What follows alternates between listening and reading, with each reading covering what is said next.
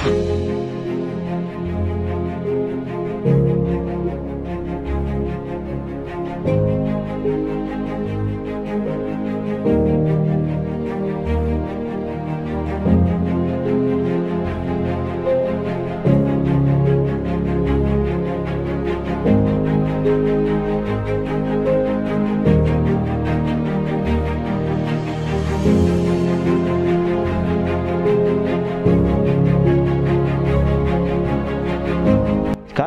Rajiv Kumar Singh BNX देखने वाले तमाम दर्शकों का तहे दिल से फिर से स्वागत करता हूं। जैसा कि हमारा कार्यक्रम चुनावी दंगल को आप लोगों ने पसंद किया है, तो उसी चुनावी दंगल को आगे बढ़ाते हुए आज हमारे साथ बैठे हुए हैं RJD के वरिष्ठ नेता अब्दुल बारी सिद्दीकी साहब, जिनको केवटी से पार्टी ने टिकट दिया है। तो हम उनसे जानेंगे कि सर क्या केवटी में आप आ रहे हैं, किस तरह का आपका यहाँ पे कार्यकाल रहेगा, किस तरह आप केवटी विधानसभा क्षेत्र को देखते हैं। देखिए, ऐसा कि ठीक ही कहा आपने कि मैं इतने दिनों से जो है दरभंगा ज़िला में ही अलीनगर से प्रतिनिधित्व किया करता था, और वो हमारा पुराना क्षेत्र भी था और गांव भी उसी हलके में था। तो 7 टर्म MLA हुए वहाँ। तो ऐसी परिस्थिति में पार्टी ने निर्णय लिया कि मुझको केवटी से लड़ाया जाए। तो पार्टी नेतृत्व का निर्णय है हमारे सर आँखों पे, हम डिसिप्लिन आदमी हैं और आए यहाँ। वहाँ छोड़ने का दुख भी है, यहाँ आने की खुशी भी है लोगों को।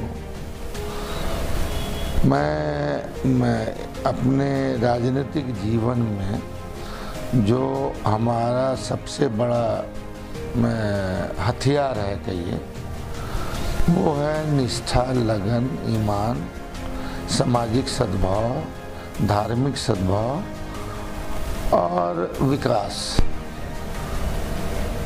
तो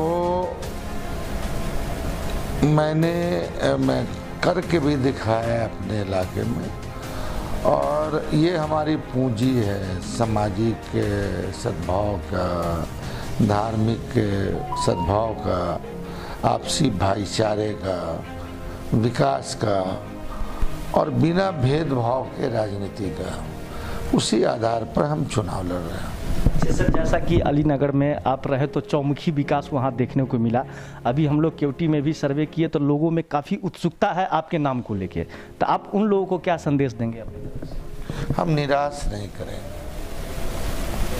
अब कोई लोग जो बोलते हैं कि ये कर देंगे, ये कर देंगे, मगर हम इतना ही कहेंगे कि हम अपने मतदाता भाइयों को निराश नहीं करेंगे।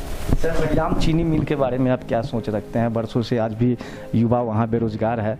चीनी मिल का जो स्क्रैप था उसको ऐसे ही बेच दिया गया, जो पिछली सरकार था उनके द्वारा। तो अगर आप आते हैं या आपकी सरकार आती है, आप वरिष्ठ नेता भी है RJD के, तो आप रैयाम चीनी मिल को किस तरह देखें?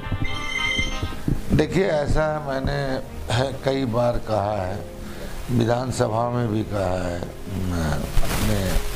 अपने स्पीच में और बाहर भी कहा है कि ये जो इलाका है ये एग्रो बेस्ड इलाका है, बाढ़ का इलाका है। फिर जो है यहाँ जो है उद्योग धंधे हैं नहीं, और जो उद्योग धंधे एग्रो बेस्ड थे तो वो जो धंधे जो हैं उससे जो है यहाँ के लोगों को बहुत आर्थिक मदद मिलती थी। एक तो किसान जो है, जैसे चीनी मिल है, पेपर मिल है, फिर जो कृषि आधारित जो बाजार थे, ये सब जो है एक तरह से ठप हो गया, उसका रिवाइवल नहीं हुआ। अब जैसे यहाँ 3 चीनी मिल हुआ करती थी,